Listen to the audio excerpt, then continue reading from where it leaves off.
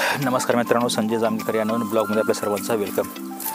आता आपण आलो आहोत या हरभऱ्याच्या ह्या रानामध्ये, कारण ह्या साईडला सुरुवातीला जी ज्वारी आपण पेरली होती ती अतिशय पातळ झाली होती, हे बघा। त्याच्यामुळे असं ठरवलं की या ठिकाणी या अतिशय विरळ किंवा पातळ ज्वारीमुळे ह्या भागामध्ये हरभरा पेरायचा हे आम्ही ठरवलं होतं। तर ह्या रानामध्ये किंवा एवढ्या भागामध्ये जवळपास 10 ते 15 गुंठ्याचं हे रान असेल बहुतेक, कारण इथं या बाजूला पण ही ज्वारी आहे, ही आमच्या काकांची ज्वारी आहे। आणि इथून जे पुढं आहे इथून हा भाग अतिशय पातळ ज्वारी होती आणि थोडासा अंदाज चुकला। पातळ जरी असली तरी ती ज्वारी चांगली येऊ शकली असती। तुम्हाला मी दाखवतो या ठिकाणी, ही बघा, हे अशा प्रकारे हे एवढ्या पातळ अशा अंतरावरती हे ज्वारी येऊ शकले असते। हे बघा, अतिशय मध्ये खूप मोठं अंतर आहे, जवळपास हा मोठा गॅप असा गॅप आहे। असा आतमध्ये आपण पाहिलं तर हे बघा अतिशय गॅप आहे, खूप असं मध्ये इतका मोठासा गॅप आहे, आतमध्ये पण खूप मोठा गॅप आहे। आणि इतक्या लांब अंतरावरती ही ज्वारी होती म्हणून ती मोडून या ठिकाणी हरभरा पेरण्याचा निर्णय घेतला। आणि विजय नावाचं बी होतं, तर ते बी या ठिकाणी आपण ह्याची पेरणी केली आपण। परंतु या विजय ह्या बियाला एक चांगली फळधारणा होईल असं अशी अपेक्षा होती, परंतु तशी काय अपेक्षा सफल झाली नाही। अतिशय लहान अशी बघा, खूपच लहान अशी ही साईज दिसेल आपल्याला। विजय नावाचं बी आहे, ह्याचा उतार एवढा काय खास नाही येणार, कारण ह्याची जी फळधारणा आहे किंवा फुलधारणा आहे ही जास्त, ह्याच्या ब्रांचेस खूप मोठ्या प्रमाणात ह्या वाढायला पाहिजे होत्या, त्या नाही वाढल्या। तर हे पण अतिशय पातळ होऊन गेलेलं आहे।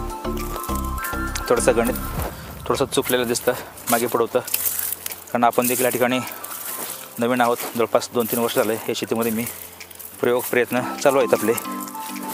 आणि आता नेक्स्ट टाईम कधी जर ज्वारी पेरणी करायची जर वेळ आली तर ह्यातून एक शिकायला मिळालं की मध्यम प्रमाणात ज्वारीची पेरणी करावी लागेल, तरच चांगल्या प्रकारची फळधारणा किंवा अशा प्रकारचे हे ज्वारीचे हे आपण ज्वारी आहे बघा, खूपच छान ह्याचा कणीस येतं। किंवा मध्ये जर हा अंतर असेल जवळपास एक 2 इंच किंवा एक 1.5 किंवा 2 फुटापर्यंत अंतर जर असेल बऱ्यापैकी, तर खूप मोठ्या प्रमाणामध्ये असे कणस भरतात। हे बघा, ही ज्वारीचं कणस पण खूपच विरळ आहे। तर असं का झालं, करण्याच्या पूर्वी आपण सोयाबीनची त्या रानामध्ये पेरणी केली होती आणि सोयाबीनचं पीक हे तेलवर्गीय बियाणं असल्यामुळे साहजिकच आहे की ते पूर्णपणे खाली सर्व ओढून घेते। ह्याची जी पावर आहे, ही जमीन अशी काळी कसदार अशी जमीन आहे, परंतु सर्व ताकद जी आहे ती खाली ओढून घेते। त्याच्यामुळे साहजिकच आहे की हे जे खरीप पेरणी असते जून, जुलै, ऑगस्ट आणि सप्टेंबर, तर या खरीप पेरणीमध्ये आपण जे सोयाबीन जे पेरतो त्यानंतर खूप मोठ्या प्रमाणात सोयाबीनची ही वाढ होत असते। आणि जेव्हा आपण ते काढतो त्याच्यानंतर असते रब्बीची पेरणी, मग तेव्हा आपण रब्बीच्यामध्ये आपण हे हरभरा, ज्वारी किंवा गहू वगैरे आपण असे पीक घेत असतो। परंतु असं जाणवलं की सोयाबीनच्या नंतर दुसरं पीक चांगलं येत नाही, पीक म्हणजे सोयाबीनच्या रानामध्ये दुसरं पीक चांगलं येत नाही, किंवा आपण ज्वारी जरी पेरली तरी ती चांगली येत नाही। याचं उदाहरण हे आहे, अतिशय पातळ तुरळक अशी आलेली आहे, कारण जमिनीमध्ये ओल ही असावी लागते, ओल असली तरच येते। तरीसुद्धा दुसरं असं लक्षात आलं की आपण जेव्हा ट्रॅक्टरने पेरणी करतो तेव्हा त्या ठिकाणी आपण बैलांची रासणी केली पाहिजे। आपण जर रासणी केली तर हे समोर आमच्या काकांची आहे ती रासणी केलेली आहे ज्वारी, खूपच छान अशी मध्यम प्रमाणात ज्वारी आलेली आहे। आणि या ठिकाणी ह्याची फळधारणा पण खूप जास्त आहे। हे बघा, ज्वारी अशी गच्च भरलेली आहे, अतिशय मध्यम प्रमाणामध्ये ही ज्वारी आलेली आहे, अतिशय दाट ज्वारी छान आलेली। तर असा डिफरन्स ह्या वर्षी झालेला आपला। आपण हा असे वेगवेगळे प्रयोग करतोय, शिकतोय, अजून ह्याच्यामध्ये बऱ्याच काही गोष्टी असतात। निसर्गाची पण साथ असावी लागते बऱ्याच वेळा, आणि आपला पण शेतकऱ्याचा पण टायमिंग हा अचूक असावा लागतो. वेळेमध्ये पेरणी करणं गरजेचं आहे. आता ह्या ठिकाणी सध्या आपण आता हे हरभरा काढत आहोत. हरभऱ्यासाठी मजूर मिळत नाही. अतिशय ही खेळाची गोष्ट आहे. अतिशय मजुराच्या मागे लागून थकलो. शेवटी आता आम्हीच या ठिकाणी हरभरा, हे बघा आमचा भाऊ आता स्वतः हरभरा काढतोय. आता इलाज नाही आता. आणि मला देखील कामाला सुट्टी घेऊन वेळात वेळ काढून या ठिकाणी शनिवार रविवार त्याला अजून जोडून एक दिवस, एक गुरुवार शुक्रवार असे 4 दिवस जोडून येऊन या ठिकाणी आलो तर बऱ्यापैकी कामं तिथं होतात. तसं मी फोनवरतीवर कॉन्टॅक्ट करून माणसांची जोडणे, मजुराची जोडणे हे करत असतो. भाऊ खूप मोठा हेल्प करतो मला ह्याच्यामध्ये, त्या कामात. तर आत्ता असं सध्याला एवढं सर्व आलेलं आहे. तर हा जो पट्टा आहे आपला, हा पट्टा सर्व जवळपास एवढं काही खास नाही आहे. पण आता ठीक आहे, जे भांडवल आहे तर जवळपास निघेल अशी अपेक्षा करूया आपण.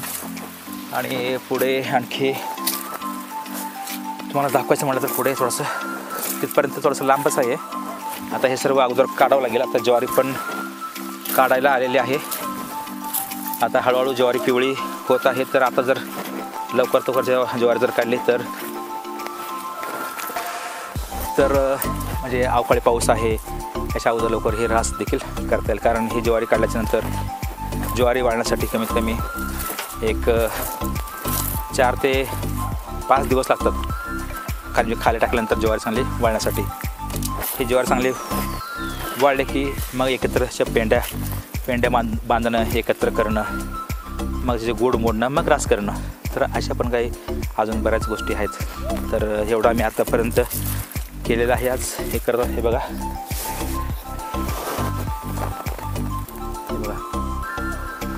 अशा प्रकारे हे ज्वारी आपली पातळ झालेली आतमध्ये. वरून जरी असं वाटत आहे की ही ज्वारी फुल भरून आलेली आहे, परंतु तसं काही नाही आहे. कारण बाजूला हे बघा काकांची ज्वारी कशी गच्च भरलेली आहे. संध्याकाळचे आता 5:30 वाजलेले आहेत आणि हा सूर्य मावळत आहे. आणि हळूहळू आम्ही देखील या ठिकाणी लवकर एक आणखी तासभर जितकं होईल तितक्या लवकर आम्ही हे थोडंसं हे हरभरा काढून कमी करणार आहोत. कारण तिकडे दुसरीकडे गव्हाची रास करायची बाकी आहे. आणि हा हरभरा काढून हा स्वच्छ करून हे पुढच्या पिकासाठी आपण ह्याची तयारी करत आहोत. एकदा याची पूर्णपणेला पलटी करून, नांगर वगैरे मारून पलटी करून हे रान स्वच्छ केलं तर ह्याच्यामध्ये पुन्हा जमिनीत हवा खेळती राहते आणि पुढच्या पिकासाठी ही जमिनी तयार होत असते. मित्रांनो, अशा प्रकारे आजचा हा आपला ब्लॉग हा पुन्हा केलेला आहे. तर या ब्लॉगमध्ये पण स्पेशली आज सर्व हरभरा काढण्याचा प्लॅन होता, परंतु मजूर न आल्यामुळे हा प्लॅन आता आपला आजचा फेल गेला. उद्या पुन्हा दुसरे आणखी कोणी मजूर येतील का हे सुद्धा बघून हे रान पूर्णतः स्वच्छ करणार आहोत. आणि दुसऱ्या पण एका मजूर गटाला फोन केलेला आहे. ते जर उद्या आले तर या ठिकाणी बाजूला जी ज्वारी आहे तर ती सर्व ज्वारी त्यांना काढण्यासाठी एक गुत्त देणार आहोत, किंवा मजुरांनी बघूया कसं काय होतं ते. तर तुर्तास या ठिकाणी मी तुमची रजा घेतो आणि पुन्हा भेटूया नवीन ब्लॉगमध्ये नवीन माहितीसह. तोपर्यंत सर्वांना मनापासून धन्यवाद. थँक्यू. बाय.